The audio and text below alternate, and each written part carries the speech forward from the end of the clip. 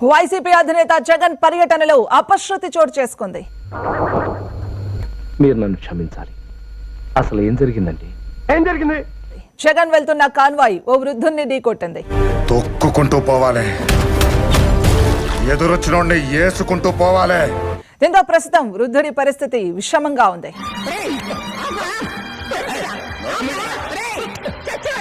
తీవ్ర గాయాలతో రోడ్డు పక్కన పడి ఉన్న వృద్ధుణ్ణి వైసీపీ కార్యకర్తలు కానీ నేతలు కానీ పట్టించుకోలేదు. ఏం సైకోగలరా మీరు? ఎన్నిసార్లు గుర్తారా కార్ని? రోడ్డు పక్కన చావు బతుకుల మధ్య కొట్టుమిట్టాడుతున్న వృద్ధుణ్ణి స్థానికులు ఆసుపత్రికి తరలించారు. నమ్మ బతుకు బురదలో పంది బతుకుతుంది, నువ్వు బతుకుతున్నావు ఎందుకురా? ఎదవన్నారు ఎదవ. పోలీస్ సిబ్బంది ఆసుపత్రి తరలించారు. అక్కడే చికిత్స పొందుతూ ఆ వ్యక్తి మరణించాడు. ఇది ఎన్ని దారుణాలు సార్.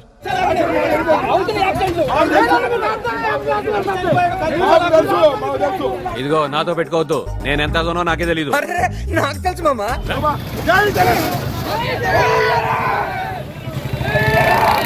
దున్నపోతులా పెరిగావు, అడ్డగాడిదలా బలిసావు. ఇంత వయసు వచ్చినా బుద్ధి జ్ఞానం రాలేదు.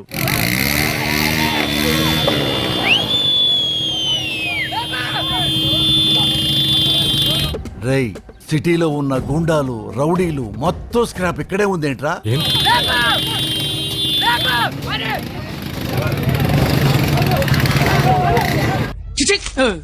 చెత్త మనుషులు, చెత్త బతుకులు, పచ్చసిన అంబోతుల్లా తయారయ్యారు.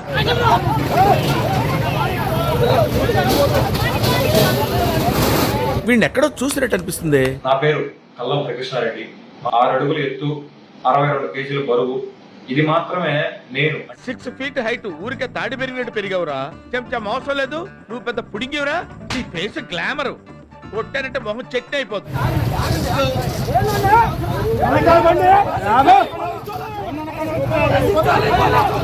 నువ్వు నీ జుత్తు చేతిలో ఆ కట్టు క్వాలిటీ లేని పెంపకం. ఇది ఎలా కాకపోతే ఇంకెలా తయారవుతాడు? చూడు అవతారం చూడు.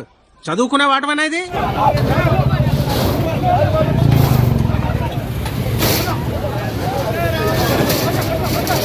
ఏడ్చావులే, నీ అవతారం చూసుకున్నావా?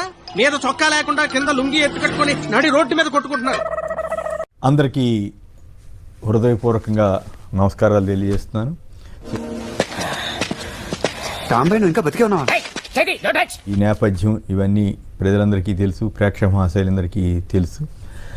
తప్పు చేశానా లేదా అన్న విషయం తప్పు మాదే. వినపల్లా సరిగ్గా చెప్పు. తప్పు మాదే. ఓకేనా? గుడ్.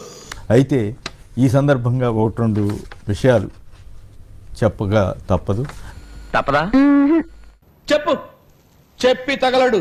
నాకు ఇట్లాంటి క్లిష్ట సమయంలో కొండంత అండగా నిలబడిన, ఈరోజు గర్వంగా చెప్తున్నాను, నీ స్టేజ్కి రావడానికి కారణం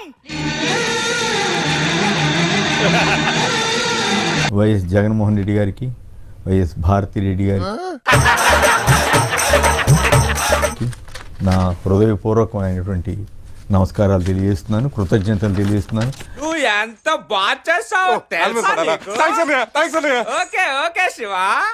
నాకున్నటువంటి ఒక రకంగా చెప్పాలంటే నేను బిలో మధ్యతరగతికి సంబంధించినటువంటి వ్యక్తిని. దీనికి ఏమిరాది తినండి సార్, ఏదో పేదవాడి ప్రేమ. కొంతమంది అంటున్నారంట సుప్రీంకోర్టు ఎట్లా వెళ్ళగలిగాడని.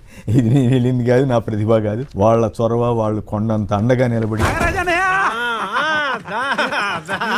బాగా చేశారని ఏదో ఆ దేవుడు దయ్యా తమదే. అయితే నాకు తెలిసి నేను ఎప్పుడు కూడా ఎవరిని కించపరచడం, దూషించడం, ఈవెన్ గారు అనకపోతే కూడా ఊరుకొని నేను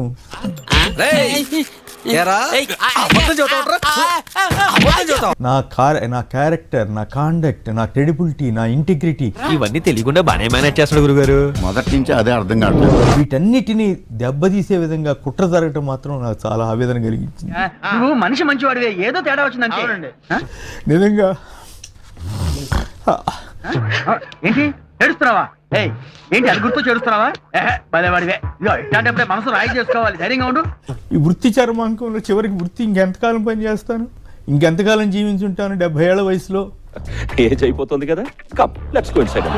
47-48 సంవత్సరాల కెరీర్లో ఎప్పుడు రాని మత్సతోటి నేను జీవితాన్ని చాలించాల్సి వస్తుందా, ఊపిరి పోతుందా, అన్నా ఇది మరి ఓవర్ యాక్టింగ్ చేస్తున్నాడు.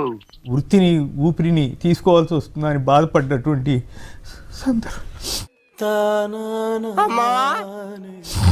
సందర్భాలు అయితే ఉన్నాయి. నువ్వు ఏడుస్తున్నావో నవ్వుతున్నావో నాకు అర్థం కావట్లేదు. ఆయాస అందుకే ఎమోషనల్ అయ్యాను తప్ప అరెస్టులకి వీటికి భయపడి కాదు. కానీ ఊరుకో బాధపడకు. చంద్రబాబు గారి వయసు నా వయసు దాదాపు సమానం అని చెప్పాలి. ఈ రకమైన మచ్చ వేస్తారా? రుకో జరా సబర్ కరో. చంద్రబాబు పని అయిపోయినట్లా, అది చంద్రబాబు జైల్లోంచి బయట రాడని వాళ్ళు ఏమన్నా ఒక అవగాహనకు వచ్చిందా? లోకేష్ పని అయిపోయినట్టు నువ్వు వేసే యాసాలకి చేసే పళ్ళకైనా సంబంధం ఉందేంట్రా? అసలే సార్ మా అమ్మ కూడా ఇదే అంటది. తండ్రి వయసులో ఉన్న వాళ్ళని సైతం మరి గౌరవించకుండా అట్లా మాట్లాడటం. నువ్వు ఇంత జింబాగాడు అనుకోలేదు. నువ్వు వెళ్ళిపో